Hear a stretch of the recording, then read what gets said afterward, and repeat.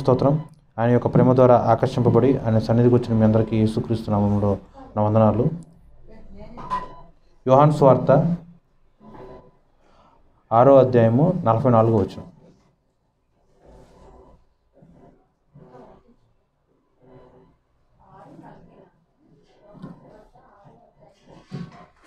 యోహాను సువార్త 6వ అధ్యాయము 44వ వచనం.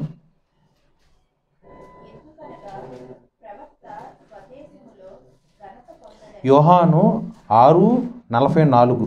నన్ను పంపిన తండ్రి వానిని ఆకర్షించితేనే గాని ఎవడనూ నా యొద్దకు రాలేడు. చిన్న ప్రయత్నం చేసుకుని వాక్యం చూసుకుందాం. సైన్యములకు అధిపతి యెహోవా పరిశుద్ధుడు పరిశుద్ధుడు పరిశుద్ధుడు. గడ్డి పరకతో సైతం నువ్వు మాట్లాడించగలిగిన సమర్థవంతుడు ప్రభు. నేనైతే గడ్డి పరక కన్నా గాడిద కన్నా పెంట కన్నా హీనమై ఉన్నాను ప్రభు. నా బలహీనతలు నా పాపము నువ్వు నాకు జ్ఞాపకం చేస్తూనే ఉన్నావు ప్రభు. కేవలం నీ కృపలో నా బలమును బట్టి కాదు కానీ జీవము కలిగిన దేవుని యొక్క కృపలో నువ్వు నిలబెట్టి నువ్వు నడిపించుతున్న విధానాన్ని బట్టి నీకే కోట్లాది కృతజ్ఞతాస్తుతులు.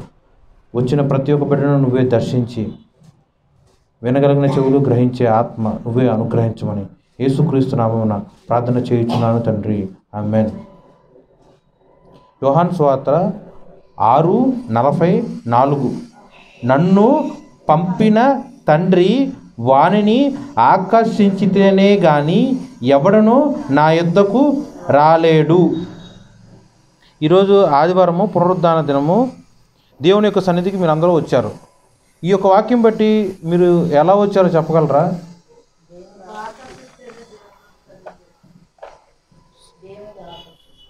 సో మీ అంతటా మీరు వచ్చినట్ట? ఇక్కడ ఈ సండే సర్వీస్కి మీరందరూ మీరు వచ్చినట్ట, లేకపోతే దేవుడు మిమ్మల్ని ఆకర్షిస్తేనే వచ్చినట్ట? తల్లి కోసం వచ్చాను, భార్య కోసం వచ్చాను, బిడ్డల కోసం వచ్చాను. మీ కంటికి కనిపించే రీజన్ అలా ఉండొచ్చేమో, కానీ వాక్యం ఏం చెప్తుందంటే దేవుడు ఆకర్షిస్తేనే తప్ప ఎవ్వరూ ఆయన యొద్దకు రాలేరు. నేనైనా సరే మీరైనా సరే జీవము కలిగిన దేవుడు మీ హృదయమును మీ ఆలోచనను ఆకర్షిస్తేనే తప్ప ఆయన సన్నిధికి దేవుడి యొక్క సమ్ముఖానికి రాలేరు. ఏ కారణం బట్టైనా సరే మీరు వచ్చారు అని మీ గురించి మీరు వ్యక్తిగతంగా ఊహించుకోవచ్చు, అనుకోవచ్చు, కానీ అది మానవరీత్యా ఉన్న ఆలోచనే తప్ప వాక్యం ఏం చెప్తుంది? నన్ను పంపిన తండ్రి వానిని ఆకర్షిస్తేనే గాని. యేసుక్రీస్తు ప్రభువారిని పంపింది యెహోవా దేవుడు. అదే యెహోవా దేవుడు నీ శరీరమును, నీ హృదయమును, నీ ఆలోచనలు, నీ తలంపులు ప్రతిదీ ఆయన ఆకర్షిస్తేనే తప్ప నీ అంతటా నువ్వు నీ దేహంలో నీ హృదయమును మోసుకొని వచ్చి ఆయన యొక్క సన్నిధిలో కూర్చోలేవు. ఈ వాక్యంలో ఆకర్షణ అని రాసుంది. దాని అర్థం ఏంటి? ఆ పదం కాకుండా ఏ పదం పెట్టుకున్నా సరే సింక్ అవుతుందా అక్కడ? ఉదాహరణకి పిల్లలు ఉన్నారు, తల్లి పిలిస్తే వచ్చి కూర్చోవచ్చు ఒక రూమ్లో కానీ ఒక చర్చిలో కానీ. స్టూడెంట్స్ ఉంటారు, టీచర్స్ పిలిస్తే వచ్చి క్లాస్ రూమ్లో అటెండ్ అవుతారు. ఆజ్ఞాపిస్తే వచ్చి చర్చిలో కూర్చున్నారు. స్టూడెంట్స్ని టీచర్ ఆజ్ఞాపిస్తే వచ్చి క్లాస్ రూమ్లో వింటున్నారు. అలాంటి అర్థం వచ్చినట్టు కూడా రాయొచ్చుగా. దేవుడి యొక్క ఆజ్ఞ చొప్పున ఆయన నమ్ముకున్న విశ్వాసులందరూ దేవుడి యొక్క సన్నిధిలో కూర్చున్నారు, కూడి ఉన్నారు, ప్రార్థన చేసుకుంటున్నారు. అలా కూడా రాయొచ్చు కదా. ఆకర్షణ అన్న పదం ఎందుకు వాడారు?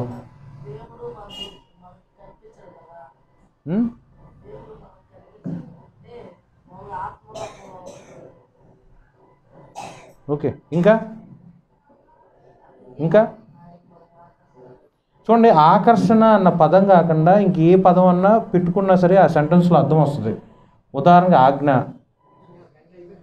గద్దింపు, హెచ్చరింపు, భయంతో కూడా రావచ్చు దేవుని యొక్క సన్నిధికి. కానీ ఇక్కడ స్పెసిఫిక్గా ఆకర్షణ అని మాత్రం రాస్తుంది. ఆకర్షణ మీకు తెలిసిన ఆకర్షణలు ఒకసారి ఎలక్ట్రిక్ ఫీల్డ్, మ్యాగ్నెట్ ఫీల్డ్, లేకపోతే భూమికి ఉన్న ఆకర్షణ శక్తి, న్యూటన్ యాపిల్ పైన విసిరేస్తే, ఆకాశంలో విసిరేస్తే తిరిగి మన భూమి మీదకి పడిపోయింది.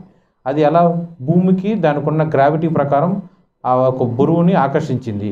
ఒక మ్యాగ్నెట్ ఇంకో మ్యాగ్నెట్ని ఎలా అట్రాక్ట్ చేస్తుంది, ఎలా అట్రాక్ట్ చేయకుండా వెనక్కు తోస్తుంది. ఇవన్నీ కూడా ఈ యొక్క వాక్యంలో నుంచే వచ్చినాయి. జ్ఞానమునకు ఆధారము జీవము కలిగిన దేవుడి యొక్క వాక్యం. అలాగే నా హృదయము దేవుడి యొక్క ప్రేమ ద్వారా ఆకర్షణ ఉంటే అప్పుడు నా హృదయమును నా శరీరమును మూసుకొని వచ్చి నేను దేవుడి యొక్క సన్నిధిలో కూర్చోగలను. మన కంటికి కనిపించేటట్టు ఏదన్నా సరే ఇలా వస్తే మా అమ్మగారు కానీ భార్య కానీ సంతోషపడతారు అని మనం అనుకుంటాం. అలా కూడా వాక్యంలో ఉంటుంది చూడండి. కానీ మనిషి అనుకున్న ఆలోచనలు కాదు ఈ యొక్క వాక్యం. చూడండి, యోహాను సువార్త 21:6. మనిషి అనుకునేది ఒకటే, కానీ దాని వెనక దేవుడి యొక్క ఉద్దేశములు ఇంకోటి. యోహాను సువార్త 21:6. లేదని వారు ఆయనతో చెప్పిరి. అప్పుడు ఆయన, దోనె కుడి పక్కను వలవేయుడి, నీకు దొరుకునని చెప్పెను గనుక వారు అలాగూ చేయగా చేపలు విస్తారముగా పడినందున వల లాగలేకపోయేది. చూడండి, ఇక్కడ వలని ఇక్కడ ఆకర్షణగా తీసుకోండి. వల ఒక సముద్రంలో విసిరేస్తే ఆ వలలోకి చేపలు విస్తారంగా పడ్డాయి. దేవుడు ఆ యొక్క సంఘటనలో ఆ యొక్క సందర్భంలో లేనప్పుడు వాళ్ళు ఎన్నిసార్లు వేశారు? వాళ్ళు ఎన్నోసార్లు వేశారు. ఒకసారి వేశారా? కాదుగా, రాత్రంతా వేశారు.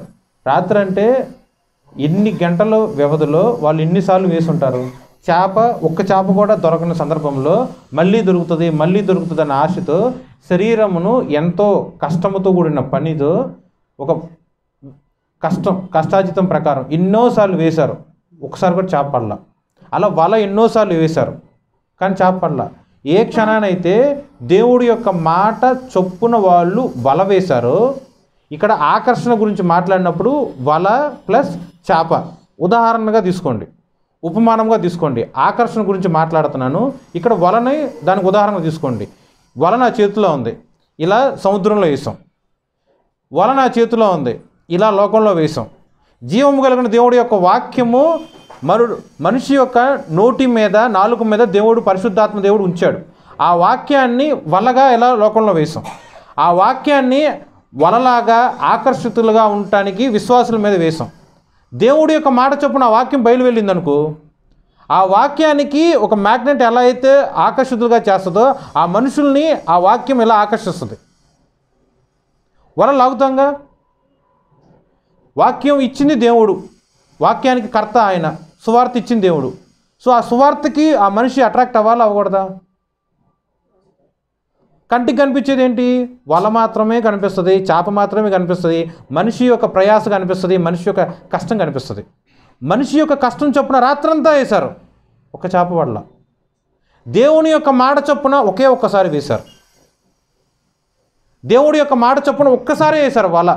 ఆ ఒక్కసారి వేసిన వలలో దేవుడి యొక్క మాట అయస్కాంతం శక్తిలాగా, ఒక గ్రావిటీ లాగా, ఒక ఆకర్షణలాగా ఉపయోగపడి ఆ వల సముద్రంలో వల కూడా పట్టలేనంత విస్తారమైన చేపలు ఆ వలలో ఉన్నాయి. దాన్ని లాగటానికి కూడా వాళ్ళ యొక్క మనిషికి ఉన్న కండబలం సరిపోలే. అలాగే నీ హృదయం దేవుడి యొక్క వాక్యానికి ఆకర్షితులుగా ఉండాలి. నువ్వు దేవుడి యొక్క సన్నిధికి వచ్చావు, క్లాస్ రూమ్లో అటెండెన్స్ వేసినట్టు ఈరోజు సండే ఎవరెవరు వచ్చారంటే మీరు అందరూ పెడుతున్నారు, మీ పేర్లు చెప్పుకోవచ్చు, చేతులు ఎత్తచ్చు ఉదాహరణకి. కానీ అది మీ సొంత ప్రమేయం కాదు, మీ ఇష్టపూర్వకంగా మీరు రాలా. మీరు అనుకోవచ్చు నేను పలానా కోసం వచ్చాను అని.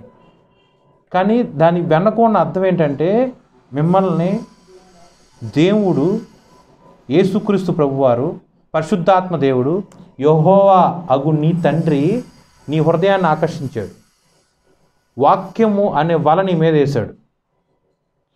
వలలో చేప ఎలా అయితే చిక్కుకుంటుందో ఈ యొక్క లోక సంద్రంలో ఉన్న నువ్వు నీ ఆత్మను దేవుడి యొక్క వాక్యం ద్వారా పట్టబడి ఆకర్షితులుగా ఉంటావు. నువ్వు వెళ్ళాలనుకున్నా వెళ్ళలేవు. వల్ల ఒకసారి చేప పడింది అనుకోండి, వెనక్కి వెళ్తావా? వల్ల పిగిలిపోతే వెళ్ళిపోవచ్చేమో, కానీ పిగిలిపోవటానికి ఇది మనిషి సృష్టించిన వల కాదు, జీవము కలిగిన దేవుడి యొక్క వాక్యం. అది బ్రేక్ అవ్వదు, తుడిచివేయలేం, ఇంకో పదం యాడ్ చేయలేం. ఆ వాక్యంలో నువ్వు పట్టబడతావు. నువ్వు దేవుడి యొక్క శ్రమకి శోధనకి అనుభవించినప్పుడు భయంతోనో బాధతోనో వెనక్కి వెళ్ళిపోదాం అనుకుంటావు. కానీ వాక్యం నేను ఇలా పట్టివేస్తుంది. నువ్వు వాక్యంలో ఉంటావు, నీ చుట్టూతో వాక్యం ఉంటుంది, నువ్వు ఎటు పారిపోతావు. దేవుని తప్పించుకుని నువ్వు ఎక్కడికి వెళ్తావు? ఈ యొక్క భూలోకం మొత్తం నువ్వు వెళ్ళగలవు, కానీ దేవుడు లేకుండా ఉండగలవా? భూమి ఆయనదే, పాతాళ లోకం ఆయనదే, ఆకాశం ఆయనదే, సప్త సముద్రాలు ఆయనదే, అంతరిక్షము ఆయనదే. భూమి మీద కలిగి ఉన్న ప్రతిదీ దేవుడి యొక్క సృష్టి, దేవుడి యొక్క చేతి పనులే. ఆయన అంతరిక్షము, ఆయన ఘనత, ఆయన సృష్టి యావత్తు మహాద్భుతములు. ఆయన చేతి పనిముట్లో నుంచి తప్పించుకొని నువ్వు ఎక్కడికన్నా ఉండి దాగుకోగలవా? ఆయన కనుదృష్టి నుంచి నువ్వు ఎక్కడికన్నా తప్పించుకోగలవా? సో నువ్వు దేవుడి యొక్క సన్నిధికి వచ్చినా అది నీ సొంత శక్తి, సొంత ఇష్టం చొప్పున కానే కాదు. కంప్లీట్గా దేవుడి యొక్క చిత్తం, కంప్లీట్గా దేవుడి యొక్క ఆత్మ ఆకర్షణ వలన మాత్రమే నువ్వు వచ్చావు. ఇక్కడ వల గురించి చెప్పిన ఉపమానం అర్థమైందా? ఇంకో ఉపమానం చూడండి, యోహాను సువార్త 18:10.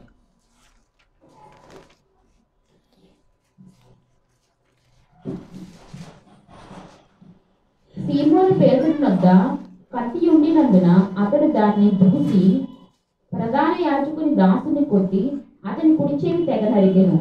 ఆ దాసుని పేరు మల్కు.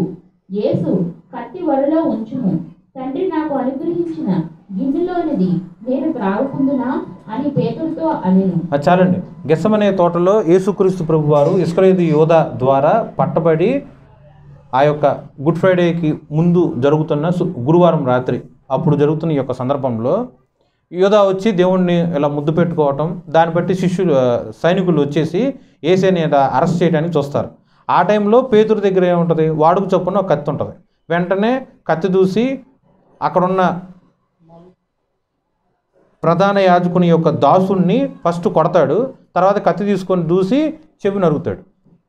ఇది దేవుడి యొక్క ప్రధాన శిష్యుడైన అపోస్తులుగా ఉన్న పేతురు గారు చేసిన పని. ఇది లోకానుసారంగా చూసుకుంటే కరెక్టా? లోకానుసారంగా చూసుకుంటే కరెక్టే. నిన్ను ప్రేమించినా లేదా నువ్వు ప్రేమించినా ఎవరైనా సరే వాళ్ళ మీదకి ఏదన్నా హాని కలిగితే నువ్వు వెంటనే నీ చేతిలో ఉన్న వస్తువు కానీ ఏమీ లేకపోతే కనీసం నీ చేతులతో అయినా సరే నువ్వు రెసిస్ట్ చేస్తావు. అవునా కదా? మీ ఇంట్లో వాళ్ళని ఎవరైనా పోలీసులు వచ్చి అక్రమంగా అరెస్ట్ చేస్తారనుకో, నువ్వు అక్కడే ఉంటావు. నీకున్న శక్తిని బట్టి, బలం బట్టి నువ్వు రెసిస్ట్ చేస్తావా? అంటే అరెస్ట్ చేయకుండా ఉండటానికి నీ శాశక్తులు నువ్వు ప్రయత్నం చేస్తావు. లోకానుసారంగా చూస్తే అందరూ చేసే సర్వసాధారణమైన పని. కానీ దీంట్లో ఆత్మీయానుసారంగా అర్థం చూడండి. మనుషులైతే అలాంటి అర్థంతో ఆలోచిస్తాం, కానీ వాక్యంలోని అర్థం చూడండి. పేతురు గారు కత్తి దూసి కత్తితో ఆ యొక్క దాసుడి యొక్క చెవిని తగనరుగుతారు. ఆ దాసుడి పేరు మల్కు. యాక్చువల్గా దాసుడికి ఎటువంటి ఇంపార్టెన్స్ లేకపోతే మాట్లాడుకోవాల్సిన సందర్భం కానీ అవసరం కానీ లేకుండా ఉన్నట్లయితే ఆ దాసుడి పేరు ఇది అని రాయాల్సిన అవసరం ఏమైనా ఉందా? సేమ్ ఇందాక పైన రాసేయచ్చు కదా, ప్రధాన యాజకుని దాసుడు అలా రాసేయచ్చు కదా. స్పెసిఫిక్గా వాళ్ళ పేరు కూడా ఎందుకు మెన్షన్ చేశారు? 4 సువార్తలు ఉంటాయి. 4 సువార్తలో ఈ యొక్క సంఘటన గురించి, ఈ యొక్క సందర్భం గురించి రాసి ఉంది. ఇలా ఎందుకు రాసి ఉంటారు? జస్ట్ ఒక సైనికుడు చెవు నరికేశారని రాసేయచ్చు కదా. అతని పేరుతో సహా రాశారు. రాయటం మాత్రమే కాకుండా అక్కడ జరిగిన సందర్భం బట్టి దేవుడున్న పరిస్థితి ఏంటి? ఆయన్ని అరెస్ట్ చేసి మరణానికి అప్పచెప్పే పరిస్థితి మొత్తం ఆయన తెలుసుగా. శుక్రవారం రోజు ఇలా సిలువ వేస్తారు, 3 రోజుల పాటు పాతాళంలో ఉండాలి, నెక్స్ట్ ఆదివారం రోజు పునరుద్ధానుడు అవ్వాలని యేసుకి మొత్తం తెలుసుగా. ఆయన ఉన్న పని ఎంతో క్రిటికల్గా ఉంది. ఆయన అది భరించలేక నా వల్ల కావట్లేదని యెహోవాని వేడుకుంటూనే ఉన్నారు. ఆ సందర్భంలో ఈ యొక్క సైనికుడి యొక్క దాసుడికి జరిగిన క్రియను బట్టి దేవుడిచ్చే మహత్కార్యములు, క్షమాపణతో కూడిన కార్యం చూడు. కత్తి ఉండాల్సిన ప్లేస్ ఏంటి? కత్తి వరలో ఉండాలి. కానీ తండ్రి నాకు అనుగ్రహించిన గిన్నెలోనిది నేను త్రాగకుందునా అని పేతురుతో చెప్పాను. దేవుని యొక్క చిత్తాన్ని, అంటే యేసుని అరెస్ట్ చేయాలి, అక్కడ ఉన్నది దేవుడి యొక్క చిత్తం.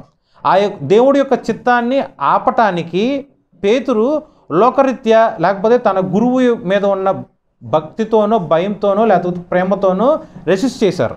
ఒక మనిషి దేవుడి యొక్క సన్నిధికి రాకుండా ఉండటానికి ఎంతగా రెసిస్ట్ చేసినా వాక్యానికి వినబుద్ధి కలగకుండా ఉండటానికి ఎంత రెసిస్ట్ చేసినా దేవుడి యొక్క చిత్తానికి భయపడి, శ్రమకు భయపడి, శోధనకు భయపడి, పరీక్షలకు భయపడి ఎంతగా పారిపోతున్నా సరే దేవుడి యొక్క చిత్తము వారి జీవితంలో జరగకుండా ఉండునా. లోకానుసారంగా చూస్తే కత్తితో నువ్వు రెసిస్ట్ చేస్తున్నావు. అదే ఉపమానము నా జీవితంలో లోకానుసారంగా నాకు కలిగిన ఎటువంటి పరిస్థితులైనా సరే, అధికారము, డబ్బు, బలము, ఆస్తి ఏదన్నా ఉపయోగించుకొని దేవుని యొక్క చిత్తాన్ని జరిగించకుండా ఉండటానికి నేను ఎంతగా రెసిస్ట్ చేసి పారిపోయినా సరే తండ్రి యొక్క చిత్తం నా పట్ల జరగకుండా ఉంటుందా? అర్థమవుతుందా? విడివిడిగా కూర్చోండి. విడివిడిగా కూర్చోమని జరగమని కాదు, వచ్చి పక్కకు వెళ్ళి కూర్చో. ఇక్కడ కత్తి, వర దాన్ని ఉపయోగించుకొని దేవుడు ఆయన యొక్క చిత్తం ఎలాంటిదో ఇక్కడ ఎక్స్ప్లెయిన్ చేస్తున్నారు. ఉపమానం అర్థమవుతుందా? ఇక్కడ పేతురు గారు ఒక కత్తిని వాడుకొని సైనికుడు యొక్క చెవిని తెగనరికి దేవుణ్ణి అరెస్ట్ చేయకుండా ఉండటానికి ఉపయోగపడుతుందేమో ఈ యొక్క ధైర్య సాహసాలు లేకపోతే తెగింపు అని పేతురు గారు అనుకోవచ్చు. లేకపోతే దేవుణ్ణి అరెస్ట్ చేయకుండా ఉండటానికి దేవుని మీద ఎవరైతే చేయేశారో వాళ్ళని నేను ఎలా చంపేస్తాను అని ఫిజికల్గా అతను తన యొక్క బలాన్ని చూపించుకోవచ్చు. ఓకే, మనిషి తనకి ఉన్న బలాన్ని ఎక్స్ప్రెస్ చేస్తున్నారు. కానీ దేవుడి యొక్క వాక్యం ఏముంది? దేవుడి యొక్క వాక్యం ఏముంది? తండ్రి అనుగ్రహించిన గిన్నెలోనిది నేను త్రాగకుండా ఉండునా. దేవుడి యొక్క చిత్తము నీ మీద ఏమైతే ఉందో అది తప్పించుకొని నువ్వేం చేయలేవు. దేవుడి యొక్క చిత్తం జరగకుండా నువ్వేం చేయలేవు.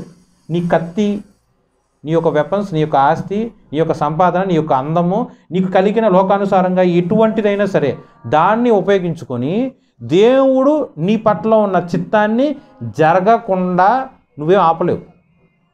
అర్థమైందా? అర్థమైందా? అర్థం కాలేదా? పేతురుగా ఇక్కడ ఏం చేశారు? కత్తిని వాడుకున్నారు. నీ జీవితంలో నువ్వేమైనా వాడుకుంటున్నావేమో. దేవుడి యొక్క సన్నిధి రాకుండా ఉండటానికి పలానా కారణాలు నువ్వేం చూసుకుంటున్నావేమో. దేవుడి యొక్క ప్రార్థనకి విముఖుడుగా ఉండి ఏదైనా పని చూసుకుంటున్నావేమో.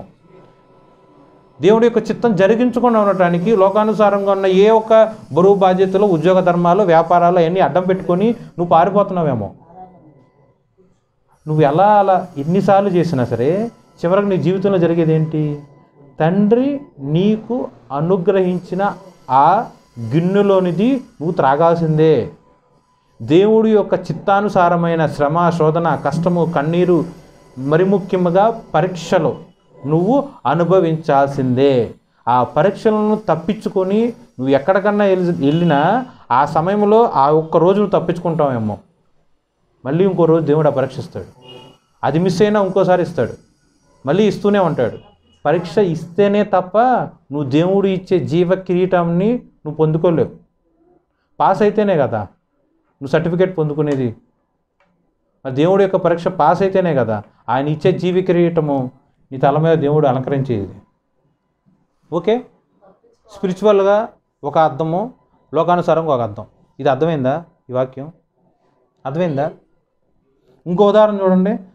అపోస్తల కార్యము 16:19.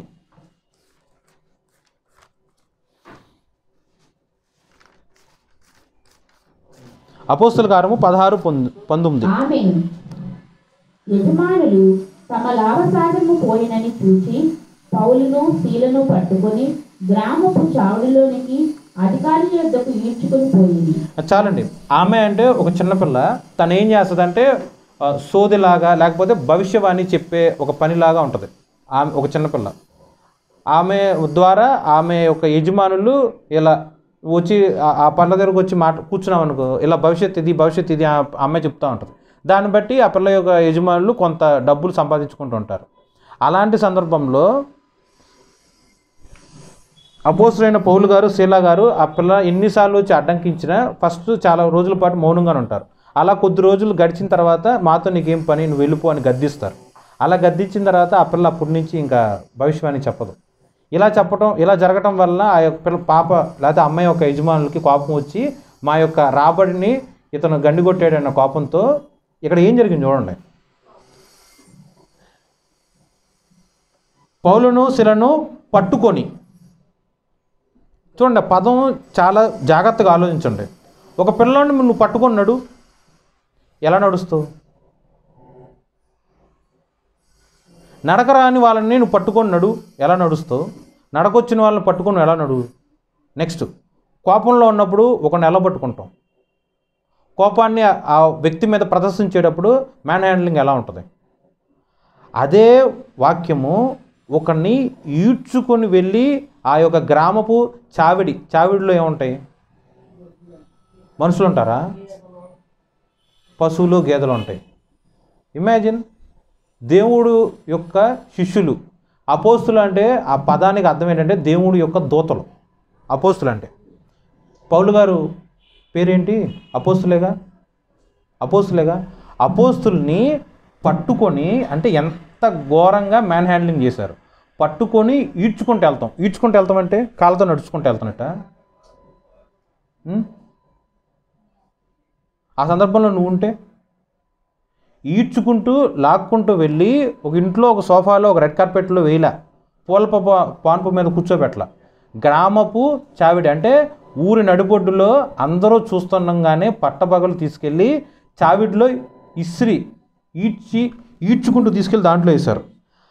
పౌలును శీలను పట్టుకొని గ్రామపు చావిడిలోనికి అధికారుల యొద్దకు ఈడ్చుకొని పోయిరి. ఇక్కడ జరిగిందేమో దేవుడి యొక్క పనే. దేవుడి యొక్క పని చేసిన అపోస్తులైన పౌలు గారు, శీల గారు జరిగిన ఘనకార్యం ఏంటి? మనుషులందరూ ఆ యొక్క ఊరి పెద్దలు ఈడ్చుకుంటూ తీసుకెళ్ళి గ్రామపు చావిడిలో వేశారు. ఆ సందర్భంలో నువ్వు ఉంటే ఎలా రియాక్ట్ అవుతావు? నేను ప్రార్థనే చేశాగా, నేను దేవుడి యొక్క మంచి పనే చేశాగా, దేవుడు చెప్పిన వాక్యమే నేను ప్రకటించా, దేవుడి యొక్క వాక్యం ప్రకారమే నేను బోధించా, లేకపోతే ఇలాగే నడుచుకున్నా కదా, స్టిల్ నాకెందుకు ఈ కన్నీరు వచ్చింది, నాకెందుకు ఈ కష్టం వచ్చింది అనుకుంటున్నాగా. చిన్న బాధ రాగానే నేను ఆ చీమకు కూడా అపకారం చేయలేదు, నాకే ఎందుకు ఇలా వస్తుంది అనుకునే మనుషులు కూడా ఉంటారు. అనుకున్నారు ఎప్పుడైనా? నాకు తెలిసినంత వరకు నేను సృష్టి యావత్తులు అందరికీ మంచిగా చేశాను, కానీ స్టిల్ నా మీద ఎందుకు ఇలా దేవుడు ఇలాంటి ప్రాబ్లం, మనుషులు నా మీద ఇలా ఎందుకు వ్యతిరేకంగా ఉండి నన్ను ఇలా శపిస్తున్నారు, హింసిస్తున్నారు అని మనుషులు అనుకుంటారు. కానీ ఇక్కడ పౌలు శీలాలు అనుకోలే. మరి ఏమనుకున్నారో కూడా వాక్యంలో రాసి ఉంటుంది. 25వ వచనం. మధ్యరాత్రి వేళ పౌలును శీలను దేవునికి ప్రార్థించుచు కీర్తనలు పాడుచుండురి. చూడండి, ప్రార్థించడం వేరు, కీర్తించడం వేరు. కొంతమంది ప్రార్థన చేస్తున్నప్పుడు మధ్యలో పాటలు పాడతారు. ప్రార్థించేటప్పుడు పాటలు పాడతాం ఏంటి అని హేళనగా మాట్లాడే వాళ్ళు ఉంటారు. అలా చేయకూడదని అక్కడ రూల్ ఉందా? ఇక్కడ చేశారుగా. ప్రార్థించడం, కీర్తించడం కలిసి చేశారు. కీర్తనలు ఎప్పుడు పాడతారు? వాక్యం చూసుకోండి.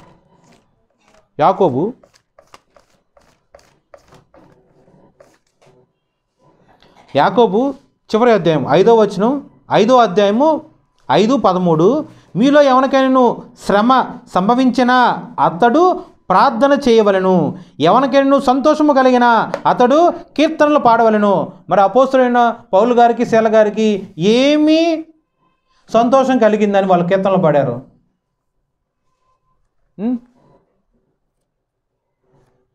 మరి నీకు కలిగిన శ్రమను బట్టి, నీకు కలిగిన బాధ బట్టి నువ్వు ఎన్నిసార్లు సంతోషముతో కీర్తనలు పాడుతున్నావు? మీ ఇంట్లో మీ నాన్నగారి వల్ల అయినా సరే, నీ భర్త వల్ల అయినా సరే, నీ తల్లి వల్ల అయినా సరే, నీ గర్భవాసాన్ని పుట్టిన నీ యొక్క పిల్లల వల్ల ఎటువంటి శ్రమ, ఇబ్బంది, ఇరుకు, కన్నీరు నీకు వచ్చినా నువ్వు విశ్వాసము కొలది దేవుడి మీద భారం వేసి సంతోషముగా కీర్తనలు పాడారా? ఒకవేళ పాడబోతు ఇప్పుడన్నా పాడుకోండి. ఎందుకు పాడాలంటే అపోస్తులైన పౌలు గారు అలా చేశారు, శీల అలా చేశారు. వాళ్ళని చూసి వాళ్ళని మాదిరిగా ఉంచుకొని నేర్చుకో. మధ్యరాత్రి వేళ చావిడిలో ఈడ్చుకుంటూ వేసి అలా చాలా మ్యాన్ హ్యాండ్లింగ్ చేశారు. జనసమూహం 22వ అపోస్తల కార్యము 16వ అధ్యాయము 22వ వచనంలో ఉంటుంది. ఫస్ట్ టైం ఏమో పట్టుకొని ఈడ్చుకుంటూ పోతారు. తర్వాత 22వ వచనంలో కూడా జనసమూహం వారి మీదకి దొమ్మిగా వచ్చును. దొమ్మిగా అంటే సన్మానించడానికి వస్తారా, లేకపోతే కొట్టడానికి, తిట్టడానికి, హాని కలిగించేటట్టు వస్తారా? ఇన్ని జరిగినా సరే వారి యొక్క రియాక్షన్ ఎలా ఉంటుంది? నేను నీ పని చేశా కాబట్టి అగ్ని ఆకాశం నుంచి కురిపించి ఇక్కడున్న మనుషులందరినీ చంపేసేయి అలాంటి మాటలు ఎక్కడన్నా మాట్లాడారా? మనుషుల్ని వాళ్ళని కొట్టిన వాళ్ళని ఈడ్చుకుంటూ తీసుకెళ్ళిన వారిని ఎవరైనా శపించారా? వాళ్ళ మీద దొమ్మిగా వచ్చిన వాళ్ళకి ఏదైనా కీడు జరగాలని శపించారా? అలా ఏం చేయలే. సో క్రైస్తవులకి అపోస్తులకు ఉండాల్సిన ముఖ్యమైన లక్షణం, వారి మీద ఎటువంటి శ్రమ వచ్చినా, మనుషులు ఎలా వ్యతిరేకముగా ప్రవర్తించినా దేవుని నమ్ముకున్న బిడ్డలు ఎల్లవేళలా ఆ యొక్క సందర్భాన్ని బట్టి ప్రార్థిస్తూనే ఉండాలి, కీర్తనలు పాడుతూనే ఉండాలి. ఆ రియాక్షన్, ఆ క్రియ అంటే నా మీద ఎవరన్నా ఇలా వ్యతిరేకంగా చేశారనుకో, ఆ మనిషి మీద నేను ఎటువంటి వ్యతిరేకత ప్రదర్శించకూడదు, నోరు బారేసుకొని తిట్టకూడదు, దూషించకూడదు, శపించకూడదు. ఏం చేయాలి? జస్ట్ ప్రేయర్ చేయాలి, కీర్తనలు పాడాలి. కీర్తనలు ఏ సందర్భంలో జనరల్గా పాడాలి? సంతోషం కలిగినప్పుడు పాడతారు కీర్తనలు. కానీ దేవుడి యొక్క నామాన్ని భరిస్తూ దేవుడి యొక్క నామాన్ని ప్రకటిస్తున్న అపోస్తులు, దేవుడి యొక్క దూతలు, సంఘము యొక్క దూతలు, దేవుడితో పాటు సింహాసన ఆసీనుడుగా ఆయనతో పాటు కూర్చున్న ఆ యొక్క గొప్ప దేవుడి యొక్క బిడ్డలు ఎంత ఆధిక్యతలో ఉన్నారు, ఎంత ఆధిక్యతలో ఉన్నారు. నన్ను అలాంటి స్థితిలోకి మార్చు అని ప్రార్థన చేసే నువ్వు, నాకు కూడా అలాంటి ఆధిక్యత అనుగ్రహించు అని దేవుడి దగ్గర విజ్ఞాపన పెట్టే నువ్వు, మరి ఇలాంటిది ఎందుకు ఫాలో అవ్వవు? ఇలాంటివి ఎందుకు ఫాలో అవ్వరు? సంతోషం వచ్చితే మాత్రమే సాక్ష్యం చెప్పుకుంటాం, లేకపోతే కీర్తనం పడుకుంటాం. కన్నీరులో ఏనాడు సాక్ష్యం చెప్పం. దేవుని యొక్క చిత్తం లేనిదే తనలో నుంచి వెంట్రుక సైతం రాలి నేల పడదు. నెక్స్ట్, ఈ యొక్క అపోస్తులైన పౌలు గారు, శీల ఆ యొక్క మధ్యరాత్రి వేళ ప్రార్థన చేయించు కీర్తనలు పాడుతున్నారు. దాన్ని బట్టి దేవుడు చేసిన గొప్ప క్రియ ఏంటి? భూకంపం రావటం, జైలు బద్దలైపోవటం, చెరసాల గోడలు పగిలిపోవటం, వాళ్ళ చేతులకి, వాళ్ళ కాళ్ళకి, వాళ్ళ మెడకి ఉన్న బొండ మొత్తం విడుదల కలగటం అన్నీ జరుగుతాయి కదా. అప్పుడు దాన్ని బట్టి ఆ జైల్లో ఉన్న సూపరింటెండెంట్ ఆఫీసర్ ఏమనుకుంటాడు? మామూలుగా ఉంటేనే ఖైదీలు పారిపోతారు, అలాంటిది జైలు అంతా బ్రేక్ అయిపోయింది, గోడలు కూలిపోయినాయి కాబట్టి ఒక్కరు కూడా అక్కడ ఉండరు, అందరూ పారిపోతారు. దీన్ని బట్టి రాజు నా మీద ఏమన్నా వ్యతిరేకత ప్రదర్శిస్తారు, నా జాబ్ ఏదన్నా అవుతుందేమో అన్న భయంతో తన ప్రాణాన్ని తాను తీసేసుకోవాలి అన్న ఉద్దేశం అక్కడ వ్యక్తపరిస్తే, చిమ్మ చీకటి ఎక్కడో లోపల, ఎక్కడో పౌలు గారు, శీల గారు ఉంటారు, ఎక్కడో బయట వెలుపల ఉంటాడు జైలు అధికారి. అయినా సరే అంత చిమ్మ చీకట్లో పౌలు గారికి ఎలా కనిపిస్తుంది? మనోనేత్రం, ఆత్మీయ జ్ఞానం, ఆత్మీయ నేత్ర. నువ్వు ప్రాణం తీసుకో, మాకు మేము ఎక్కడికి పారిపోలా, మేము ఎక్కడే ఉన్నాం అని లోపల నుంచి ఎక్కడో శబ్దం వస్తుంది. చూడండి, శబ్దం మాత్రమే వస్తుంది. అక్కడ లైటింగ్ లేదు కదా. ఇప్పుడు ఈ వాక్యం మీ అందరికీ తెలుసుగా, అక్కడ లైట్ లేదు కదా. మరి పౌలు గారు ఎలా చూశారండి? అక్కడ లైట్ లేదన్న వాక్యం అక్కడే ఉంటుంది. శబ్దం విన్న తర్వాత ఒక వెలుగు బుడ్డి లేకపోతే ఒక టార్చ్ లైట్ లాగా అనుకోండి, అది తీసుకురా అని చెప్పి జైలు అధికారి అడుగుతాడు. అంటే అప్పటి వరకు చీకటిగా ఉన్నట్ట లేనట్ట? చీకటిగా ఉన్నప్పుడు ఇక్కడున్న నేను ఆ గోడ వెనకాల ఉన్నది చీకటిగా ఉంటే నాకేం కనిపించదు కదా. మరి అదే సందర్భంలో అక్కడ ఉన్నారు కదా, మరి ఆయనకి ఎలా కనిపించిందండి?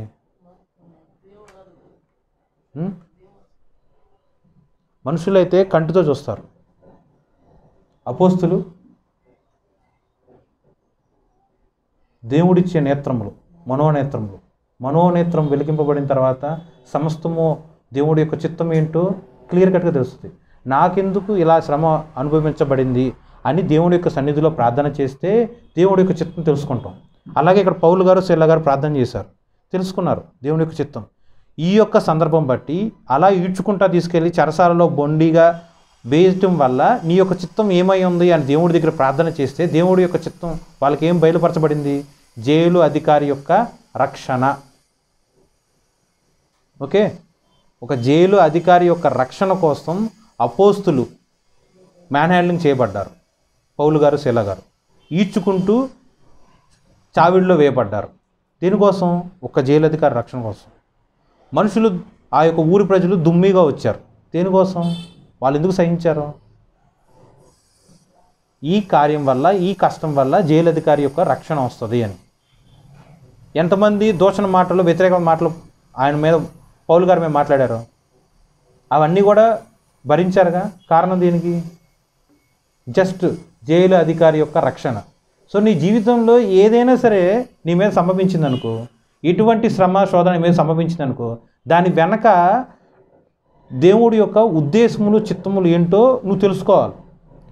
నువ్వు దేవుడి పట్ల ఎంతగా ఆ యొక్క శ్రమని బేర్ చేస్తూ ఆయన కోసం కనిపెట్టుకొని ఉంటావో, ఇవన్నీ అబ్జర్వ్ చేస్తున్న మిగతా వాళ్ళు ఉంటారుగా, రక్షణ లేకుండా ఉన్నవాళ్ళు ఉంటారుగా, నీ చుట్టుపక్కల అయినా సరే, నీ యొక్క సంఘస్థులైనా సరే, నువ్వు ఎలా ఈ యొక్క శ్రమను స్వీకరిస్తున్నావు, దేవుడి దగ్గర ఎలా ప్రార్థన చేస్తున్నావు, దేవుడి దగ్గర ఎలా కీర్తనలు పాడుతున్నావు, ఈ యొక్క శ్రమ నుంచి నువ్వు ఎలా విజయం పొందుకున్నావు, ఇవన్నీ నీ పక్కన ఉన్న నీ ఫ్రెండ్స్, నీ యొక్క సంఘస్థులు అందరూ చూస్తూనే ఉంటారుగా. సో నీ యొక్క ప్రవర్తనను బట్టి నీ పక్కన ఉన్న విశ్వాసులు, తోటి విశ్వాసులు ఆకర్షితులుగా ఉండి దేవుడి యొక్క రక్షణ వారి ఇంట్లోకి వెళ్తుంది. ఓకేనా? జనరల్గా అయితే ఈ యొక్క వాక్యంలో పౌలు శీల ఇలా మధ్యరాత్రి వేళ ప్రార్థన చేశారు, కీర్తనలు పాడారు, వాళ్ళు ఇలా కష్టాలు అనుభవించారు కదా. కానీ దీని వెనక ఉన్న కారణం ఒకే ఒకటి, జైలు అధికారి యొక్క రక్షణ. ఆ ఒక్క కారణం చేత దేవుడు ప్రతి ఒక్క శ్రమని వారికి అనుగ్రహించారు.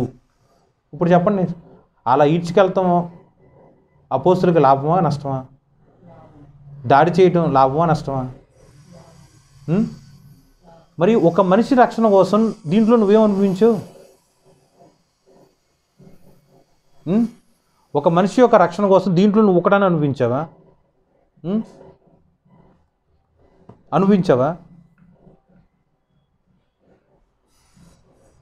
అర్థమైందా ఉదాహరణ? అర్థమైందా ఈ యొక్క వాక్యం? సో ఫైనల్గా ఒక వలం తీసుకున్న అది ఎలా అయితే చేపలు పడుతుందో, అలాగే దేవుడి యొక్క వాక్యము లోక సందర్భంలో పాపంలో ఉన్న నిన్ను వాక్యము ద్వారా, వాక్యం అనే ఒక వల ద్వారా ఆకర్షితులుగా ఉండి నిన్ను వాక్యం ఎలా పట్టుకుంటుంది, దేవుళ్ళలోనికి తీసుకొస్తుంది. రెండవది, కత్తిని వాడుకొని ఎలా అయితే దేవుడి యొక్క చిత్తం జరగకుండా ఉండటానికి పేతురు ట్రై చేస్తారో, అలాగే లోకానుసారంగా నువ్వు నీకు కలిగిన సొంత జ్ఞానము, బుద్ధి, ఐశ్వర్యము ఏదైనా వాడుకొని దేవుని యొక్క చిత్తం నుంచి తప్పించుకోవడానికి నువ్వు ఎన్నిసార్లు, ఎన్ని మారులు, ఎన్ని రోజులు ప్రయత్నం చేసినా అల్టిమేట్గా దేవుడు నీకు అనుగ్రహించిన ఆ యొక్క చిత్తము అనే ఒక గిన్నె నువ్వు తాగకుండా ఉండజాలవు. అలాగే అపోస్తలుడైన పౌలు శీల ఎలా అయితే వారి యొక్క ప్రార్థన ద్వారా, వారి యొక్క కీర్తనల ద్వారా జైల్లో ఉన్న అందరు ఖైదీలు అంటే తప్పు చేసి శిక్షకి అర్హులుగా ఉండి జైల్లోనే ఉంటారుగా, వాళ్ళందరూ గోడల బద్దలైతే పారిపోతారు. కానీ ఇక్కడెక్కడ ఒక్కడు కూడా పారిపోలే. పౌలు శీల వాళ్ళు పాడుతున్న పాటలకి, కీర్తనలకి ఖైదీలందరూ అక్కడే ఉండి వింటూనే ఉంటారు. ఇక్కడ జరిగిన అద్భుత కార్యమును బట్టి జైలు అధికారి రక్షణ పొందుతారు. సో నీ జీవితంలో ఎటువంటి శ్రమ అయినా సరే, ఆ శ్రమ వలన నువ్వు నీ తోటి విశ్వాసులని, నీ యొక్క సంఘస్థులని ఆకర్షితులుగా దేవుడి వైపు నువ్వు తీసుకురావాలి. ఆకర్షణ అన్న ఒక్క పదానికి 3 రకాల ఉపమానంలో 3 రకాల అర్థాలు. అర్థమైందా? అర్థం కాలేదా? 3 సంఘటనలు చూసుకున్నావా? ఆ 3 సంఘటనల్లోకి ఆకర్షణ అన్న పదము ఎలా ఇంటర్లింక్ దేవుడు చేశారో అర్థమైందా? యోహాను సువార్త 6:65. యోహాను సువార్త 6:65. తండ్రి చేత వానికి కృప అనుగ్రహింపబడకుంటే ఎవడనూ నా యొద్దకు రాలేడు అని ఈ హేతువును బట్టి మీతో చెప్పితనెను. మూలవాక్యం ఏంటి? నన్ను పంపిన నా తండ్రి ఆకర్షిస్తేనే తప్ప ఎవరు నా యొద్దకు రాలేరు. ఈ వాక్యం ఏంటి? అది కూడా యోహాను సువార్త 6:44. ఇది కూడా యోహాను సువార్త 6:65. తండ్రి చేత వానికి కృప. ఫస్ట్ ఆఫ్ ఆల్ కృప అంటే ఏంటి? కృప అంటే నువ్వు సంపాదించుకోగలిగిందా? బైబిల్ మొత్తం ఎన్నో సంవత్సరాల నుంచి వింటూనే ఉంటారుగా, ఎంతోమంది పాస్టర్లు అవ్వచ్చు, ఎన్నో సాక్ష్యాలు అవ్వచ్చు, అన్నీ వింటూనే ఉంటారుగా. కృప అంటే ఏంటి? కృప నీ యొక్క వ్యక్తిగతంగా నీ యొక్క ప్రార్థన ద్వారా నువ్వు సంపాదించుకోగలవా? ఆలోచన చేసి చెప్పండి. నీ ప్రార్థన ద్వారా నువ్వు కృప సంపాదించుకోగలవా? నీ కన్నీటి ద్వారా నువ్వు కృప సంపాదించుకోగలవా? నీ అంగలాపురు ద్వారా నువ్వు కృప సంపాదించుకోగలవా? నీకు కలిగిన విశ్వాసము ద్వారా నువ్వు కృప సంపాదించుకోగలవా? పోనీ నీ పాపము ద్వారా నువ్వు కృప సంపాదించుకోగలవా? ఏదైనా సరే నీ కలిగిన దాన్ని ఏదైనా సరే వెచ్చించి ఒక షాప్లో కొనుక్కునే వస్తువులాగా కృపను నువ్వు కొనుక్కోగలవా? పర్చేస్ చేయగలవా యేసుక్రీస్తు ప్రభు దగ్గర నుంచి? సమాధానం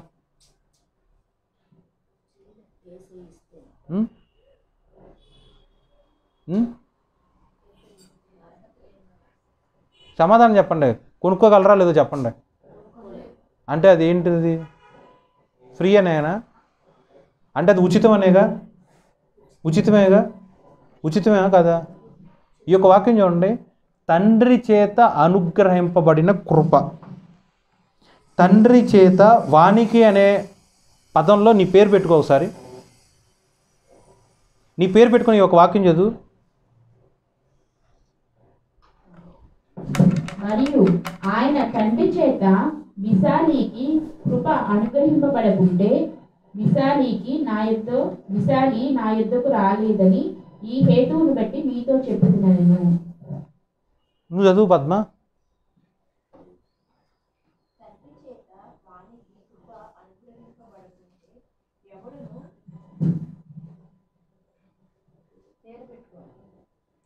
వాక్యము జాగ్రత్తగా అర్థం చేసుకొని విని హృదయంలో లగ్నం చేసుకొని చదవండి. తండ్రి చేత వానికి కృప అనుగ్రహింపబడకుంటే ఎవడో నా యుద్ధకు రాలేడు. దీంట్లో వానికి అనే ఒక పదం తీసేసి ఈనాడు మీరు జీవము గల దేవుని యొక్క సన్నిధిలో ఉన్నారు కదా, మీ పేరు పెట్టుకుని చదవండి వాక్యం.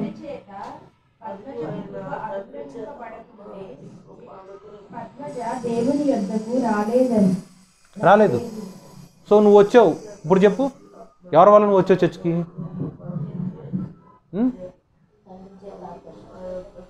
మీరు ఎవరి వల్ల చర్చికి వచ్చారు ఇప్పుడు చెప్పండి. తండ్రి నీకు అనుగ్రహించిన కృప, దేవుడు నీకు అనుగ్రహించిన కృప స్పష్టంగా చూడండి. వానికి కృప అనుగ్రహింపబడకుంటే, సో నువ్వు వచ్చావంటే దేవుడు నీకు కృప అనుగ్రహిస్తే తప్ప నువ్వు రాలేవు. దీంట్లో దేవుడు ఉన్నాడు, పాస్టర్ ఉన్నాడా, బాప్తిజం ఇచ్చిన వాళ్ళు ఉన్నారా, వాక్యం బోధించే వాళ్ళు ఉన్నారా, సంఘస్థులు ఉన్నారా, విశ్వాసులు ఉన్నారా, ప్రార్థనా వీరులు ఉన్నారా? ఎవరున్నారు ఈ ఒక వాక్యంలో? దేవుడు ఉన్నాడు. సో నువ్వు చర్చికొచ్చావంటే దానికి కారణం ఎవరు? దేవుడా? పాస్టరా? మనిషి కోసం మందిరానికి వస్తున్నావా? తోడపుట్టినాల కోసం మందిరానికి వస్తున్నారా? భార్య బిడ్డలు తల్లిదండ్రుల కోసం మందిరానికి వస్తున్నారా? నీకు కంటికి కనిపించేటట్టు అలా ఉండొచ్చేమో, కానీ అల్టిమేట్గా వాక్యం ఏం చెప్తుంది? తండ్రి వల్ల, ఆ తండ్రి నీకు కృప అనుగ్రహించాడు కాబట్టే నువ్వు సజీవుడుగా ఉండి జీవము కలిగిన దేవుని యొక్క సన్నిధిలో నువ్వు ఉన్నావు. మనిషికి కనిపించేది కేవలము వల, చాప. కానీ ఆత్మీయ నేత్రంలో చూస్తే వాక్యము విశ్వాసి యొక్క జీవితం. మనిషికి కనిపించేది కేవలము కత్తి, దేవుడి యొక్క చిత్తం తప్పించుకోవడం. కానీ ఆత్మీయానుసారంగా చూస్తే దేవుడి యొక్క చిత్తాన్ని నుంచి తప్పించుకోగలిగిన మనిషి ఎవడూ లేడు. మనిషికి కనిపించేది బొండా వేయటం, చెరసాల్లో వేయటం, ఈడ్చుకుంటూ లాక్కెళ్ళిపోవటం, దుమ్మిగా రావటం, జైల్లో వేయటం, మరణానికి లేకపోతే ఇన్ని రకాల కొరడా దెబ్బలు కొట్టడం, ఇవి మాత్రమే మనిషికి కనిపిస్తాయి. కానీ దేవుడు కనిపించేది ఆ శ్రమను బట్టి తోటి విశ్వాసుల్లో దేవుడి పట్ల ఒక విశ్వాసం, ఖైదీలు ఒక హృదయంలో విశ్వాసం క్రియేట్ అవ్వటం, జైలు అధికారి యొక్క జీవితంలోకి రక్షణ, జైలు అధికారి యొక్క కుటుంబంలోనికి రక్షణ. చూడండి ఆ వాక్యం, అపోస్తులు 16:19.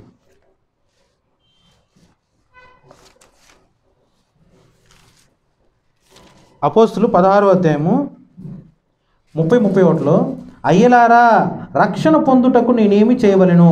అందుకు అపోస్తులైన పౌలు, శిల ఇలాగ సమాధానం ఇచ్చిరి. ప్రభువైన యేసునందు విశ్వాసం ఉంచుచు అప్పుడు నీవును నీ ఇంటి వారును రక్షణ పొందుదురు అనిరి. చూడండి, ఆకర్షణ గురించి ఇచ్చిన దేవుడు యొక్క వాక్యం ద్వారా ఆకర్షణ గురించి ఇచ్చిన 3 ఉపమానములు.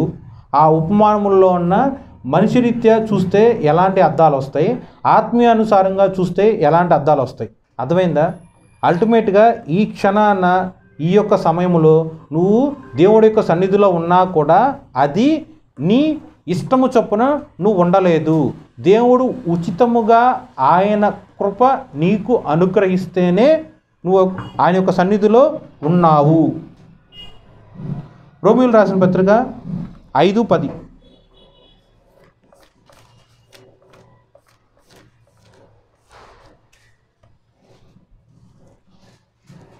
రోమీయులు రాసిన పత్రిక 5:10. ఈ ఒక వాక్యం అండర్లైన్ చేసుకొని దీంట్లో చాలా అర్థాలు ఉంటాయి, చూసుకోండి. రోమీయులకు రాసిన పత్రిక 5వ అధ్యాయం 10వ వచనం. ఎలా అనగా శత్రువులమై ఉండగా ఆయన కుమారుని మరణం ద్వారా మనము దేవునితో సమాధానపరిచిన ఎడల సమాధానపరచబడిన వారమై ఆయన జీవించుట చేత మరి నిశ్చయముగా రక్షింపబడుదుము. ఈ యొక్క వాక్యం మళ్ళీ జాగ్రత్తగా చదువుకోండి ఒకసారి. యేసుక్రీస్తు ప్రభు యొక్క మరణం ఇక్కడ రాసుంది. ఓకే, మరణం తర్వాత ఏం రాసుంది? జీవించడం రాసుంటుంది. ఇది సృష్టికి వ్యతిరేకమా? సృష్టికి ప్రకారం కరెక్ట్గా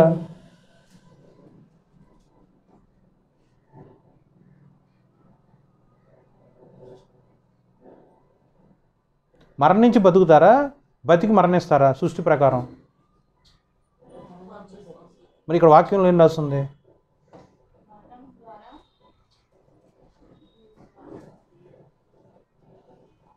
ప్రాక్టికల్గా ఆలోచన, చచ్చి బతుకుతారా, బ్రతికి చస్తారా? మరి ఇక్కడ వాక్యంలో ఏం రాస్తుంది? ఎందుకు అలా రాస్తుంది? ఈ యొక్క సృష్టి యావత్తులో ప్రతి ఒక్క మనిషి యొక్క బర్త్డేస్ బాగా సెలబ్రేట్ చేసుకుంటారు, చనిపోవటం గురించి కూడా సెలబ్రేట్ చేసుకుంటారు. కానీ క్రిస్మస్ కన్నా సరే ఈస్టర్ గొప్పది. ఎందుకంటే వాక్యం చూసుకోండి, ఎందుకు గొప్పదో వాక్యం చూడండి. మరణము ద్వారా మనము దేవునితో సమాధాన పరచబడి ఉన్నాము.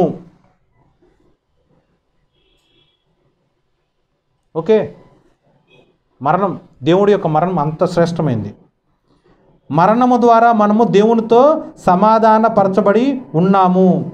ఆయన జీవించుట చేత మరి నిశ్చయముగా రక్షింపబడుదుము. ఆయన చనిపోయారుగా, ఆయన మరణించారుగా. ఆయన మరణించిన ఆయన ఎలా జీవిస్తారు? ఈ యొక్క లోకంలో మరణించిన వాళ్ళు తిరిగి బ్రతికినా లేకపోతే ఎప్పుడన్నా కనిపిస్తే వాళ్ళని ఏమంటాం? ఆత్మలో, లేకపోతే దెయ్యాలు, లేకపోతే దుష్టశక్తులు అదే ఇది అంటారు కదా. మరి ఇక్కడ యేసయ్యని ఏమనాలా? మరి అలాగనాలా?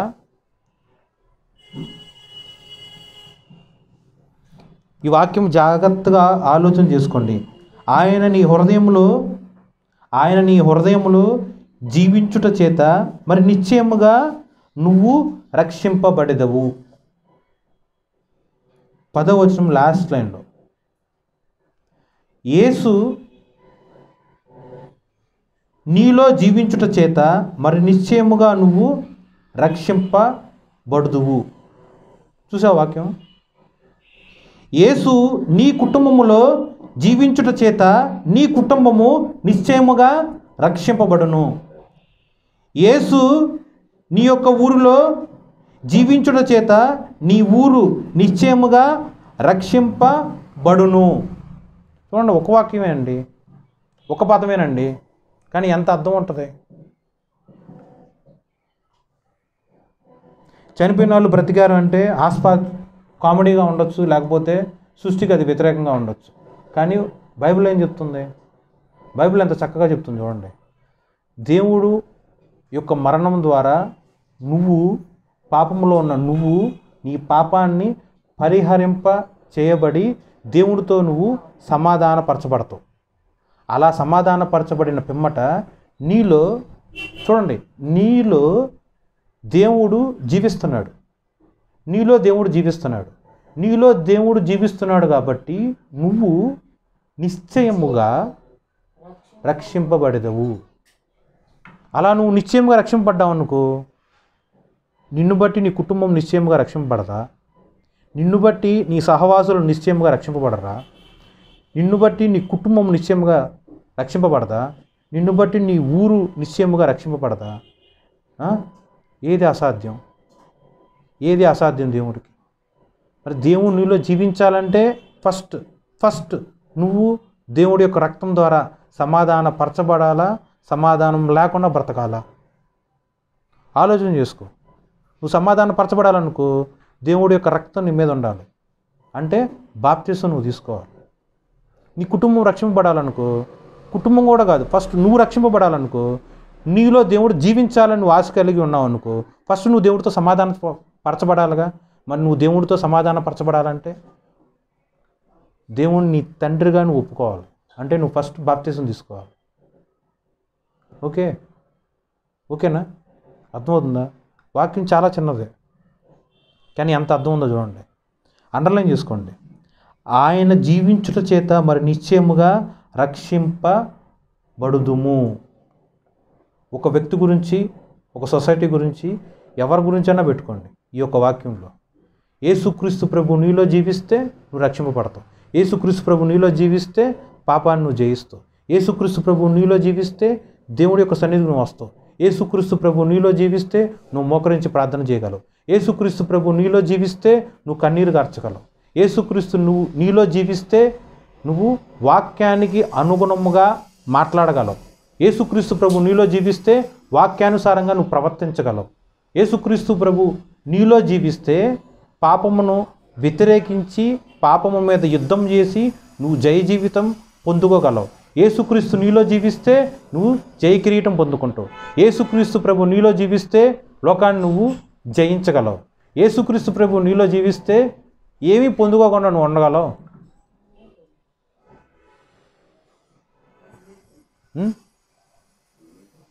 ఒకటే వాక్యం 10వ వచనం అండర్లైన్ చేసుకోండి. ఆయన కుమారుని మరణము ద్వారా మనము దేవునితో సమాధానపరచబడిన ఎడల సమాధానపరచబడిన వారమై ఆయన జీవించుట చేత మరి నిశ్చయముగా రక్షింపబడుదుము. ఓకే, చివరి వాక్యం ఎఫెసీ 1:18.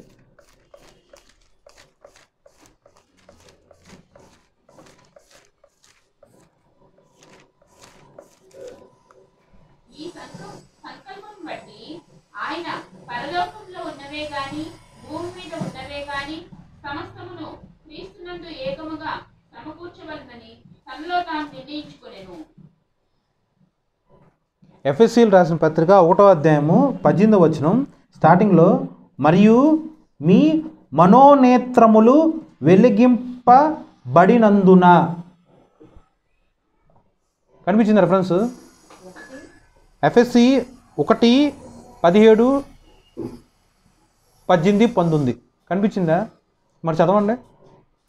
మరియు మీ మనోనేత్రములు వెలిగింపబడినందున. ఆయన మిమ్మును పిలిచిన పిలుపు వలనైన రక్షణ ఎట్టిదో పరిశుద్ధులలో ఆయన స్వాస్థ్యం యొక్క మహిమ ఐశ్వర్యం ఎట్టిదో ఆయన క్రీస్తునందు వినియోగపరిచిన బలాతిశయమును బట్టి విశ్వసించు మన యందు ఆయన చూపుచున్న తన శక్తి యొక్క అపరిమితమైన మహత్యం పెట్టిదో మీరు తెలుసుకోవలనని మన ప్రభువైన యేసుక్రీస్తు యొక్క దేవుడైన మహిమ స్వరూపియగు తండ్రి కన్ను తెలుసుకొనుటయందు మీకు జ్ఞానమును ప్రత్యక్షతయును మనస్సు అనుగ్రహించినట్లు నేను నా ప్రార్థనల యందు మిమ్మల్ని కూర్చి విజ్ఞాపన చేయుచున్నాను. చూడండి, ఈ యొక్క 18, 19లో ఎన్నో రకమైన క్వాలిటీస్ ఉన్నాయి. ఇవన్నీ నువ్వు స్వతంత్రించుకోవాలనుకో నువ్వేం చేయాలి? 17 స్టార్టింగ్లో ఏముంది? నీ మనోనేత్రము వెలిగింపబడినందున. మూలవాక్యం ఏంటి? దేవుడి యొక్క ఆత్మ ద్వారా తండ్రి నిన్ను ఆకర్షిస్తేనే తప్ప నువ్వు దేవుని యొక్క సన్నిధికి రాలేవు. దేవుడు నీ మనోనేత్రం తెరవలేదనుకో, ఈ యొక్క వాక్యం మళ్ళీ ఇంకోసారి చూసుకోండి. నీ మనోనేత్రాన్ని వెలిగిస్తే ఇక్కడ ఉన్న క్వాలిటీస్ మొత్తం నువ్వు అనుభవించగలవు.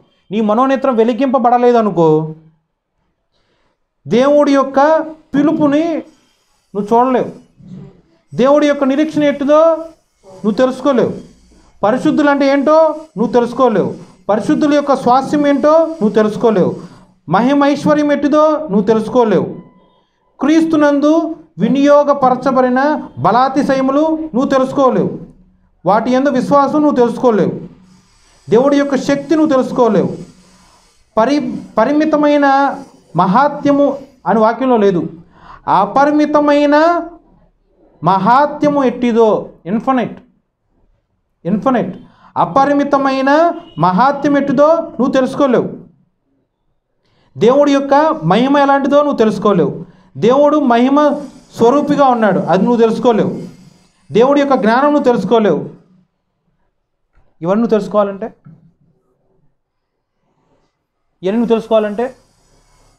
17వ వచనంలో ఏం రాస్తుంది?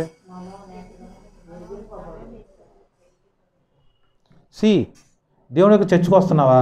తండ్రిని ఆకర్షిస్తేనే నువ్వు వస్తావు. నెక్స్ట్, తండ్రి యొక్క ప్రేమ నువ్వు తెలుసుకోవాలా? తండ్రి నీ యొక్క మనోనేత్రాన్ని వెలికిస్తే నువ్వు తెలుసుకోగలవు.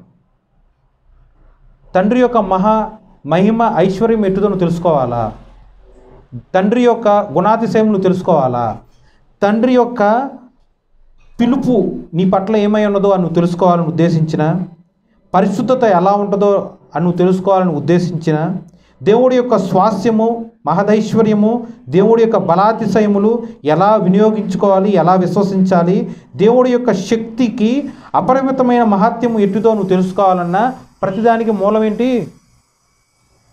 దేవుడు నీ మనోనేత్రము వెలిగిస్తేనే, దేవుడు నీ యొక్క మనోనేత్రాన్ని తెరిస్తేనే. నేత్రములంటే ఇది, మనోనేత్రం అంటే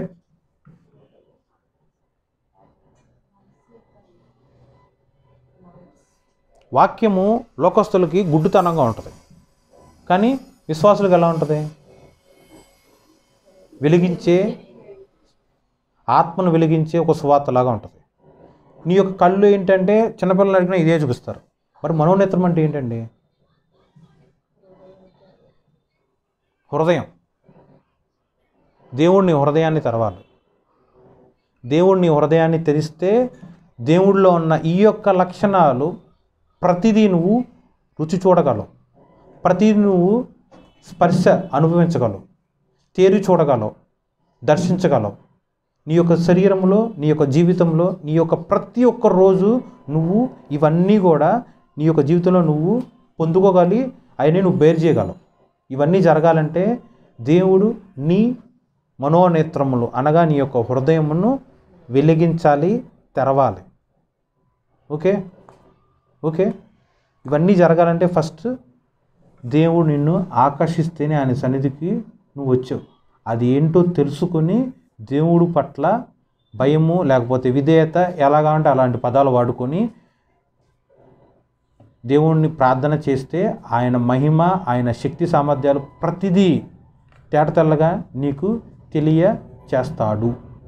ఓకే, చిన్న వాక్యం దేవుడు దీవించును గాక. ఆమేన్.